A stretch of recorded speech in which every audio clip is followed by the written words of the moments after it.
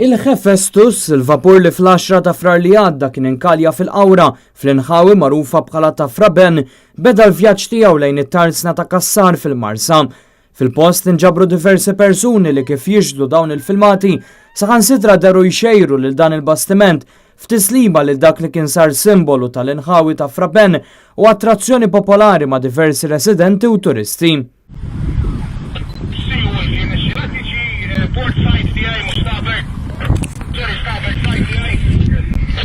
Il-proċess biex dan il-bastiment jitneħħa miż-żona ilu għaddej għall-aħħar jiem fost diffikultajiet li kienu jinkludu wkoll il-maltemp tal-aħħar sigħat.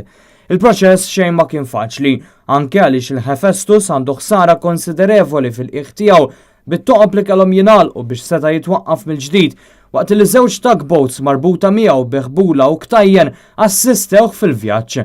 Dan il-proċess sar taħt għajnejn uffiċjali esperti ta' ħidmiet simili, kif ukoll Transport Malta, l-Awtorità tal-Ambjent u Riżorsi, il-Pulizija u membri tal-Protezzjoni Ċivili.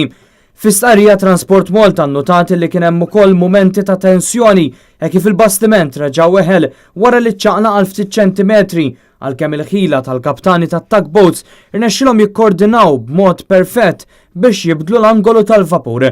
Il-bastiment issa se jinżamm fit-tarsna ta' Kassar b'mod sigur sakemm jitlestew il-proċessi li għaddejjin dwaru b'mod speċjali dak brabta mal-assikurazzjoni.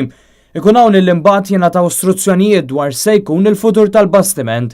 Il-baħar qawwi fil-jum tal-festa ta' San Pawl Nawfragu kien wassal biex il-vapur tal-bunkering reġistrat it-Togo u li kien marbut qrib is-sikka l-bajda inqata' mill-irbit tiegħu u nġar lejn ix-xatt fejn inkalja max-xatt tal-qawra. Abbord il-vapur kien hemm 7 baħrin illi malli dan il-bastiment ħabat mal-blat qabżu l-baħar u telgħu ix-xatt. Fost l-ewwel li taw l-assistenza kien hemm il-membri tas-Soċjetà tas-Salib l-Aħmar li marru fil-post b'4 vetturi u l-ekwipaġġ biex ipprovdew ħwejjeġ u kutri lis 7 persuni abbord. Waqt li l-kaptan sofra ġrieħi ħfief fi spaltu, fortunatament ħadd mis-6 baħrin l-oħra li kienu abbord ma sofrewx ġrieħi. Għalkemm wara l-inċident sar magħruf li dawn kien ilhom xhur ma jitħallsu.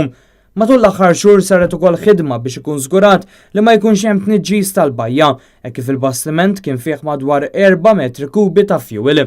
Dan l-inċident kien wassal ukoll biex tingħalaq kull aċċess kemm il-baħar kif ukoll fuq l-art għal din iż-żona fil-qawra bħala prekawzjoni. Il-kumpanija tal-assigurazzjoni li tkopri l-bastiment mistennija tagħmel tajjeb għall-ispejjeż involuti.